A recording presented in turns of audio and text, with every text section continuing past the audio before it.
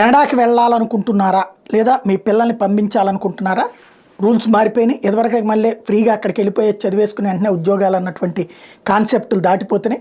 విదేశీ విద్యార్థుల స్టడీ పర్మిట్ల మీద కెనడా కొత్త పరిమితులు విధించింది.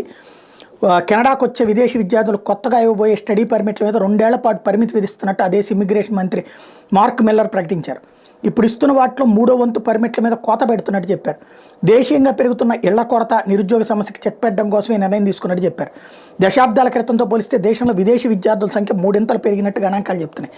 పరిమితి అమల్లోకి వచ్చిన తర్వాత ఈ ఏడాది 3.64 లక్షల మంది విద్యార్థులకు మాత్రమే పర్మిట్ లభించే అవకాశం ఉంది. 2023తో పోలిస్తే ఇది 35% తక్కువ.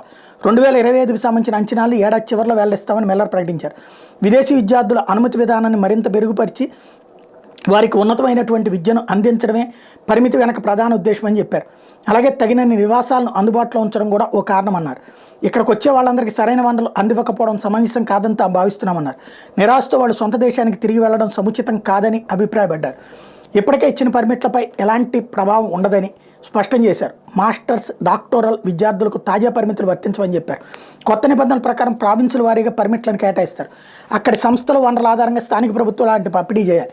ఆయా సంస్థల అనుమతి కోరుతూ వచ్చిన పర్మిట్ల దరఖాస్తులపై ప్రావిన్స్ లేదా అవుట్ టెరిటరీలు ఆమోదలేఖ జారీ చేయాల్సి ఉంటుంది. ఈ మేరకు తగిన మార్పులు చేసుకునేది కెనడా ప్రభుత్వం మార్చి వరకు ప్రావిన్సులకు గడువు ఇచ్చింది. పోస్ట్ గ్రాడ్యుయేషన్ వర్క్ పర్మిట్లకు సంబంధించిన అర్హతల్లో కూడా కెనడా ప్రభుత్వం మార్పులు చేసింది. 2024 సెప్టెంబర్ నుంచి కరికులం లైసెన్సింగ్ అరేంజ్మెంట్స్ కింద నమోదు చేసుకున్న విద్యార్థులకు వర్క్ పర్మిట్ ఇవ్వబోమని చెప్పింది.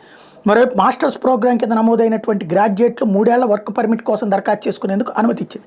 కెనడాలో విద్య అభ్యసించడానికి వెళ్లే విదేశీ విద్యార్థులు భారతీయులు అత్యధికం.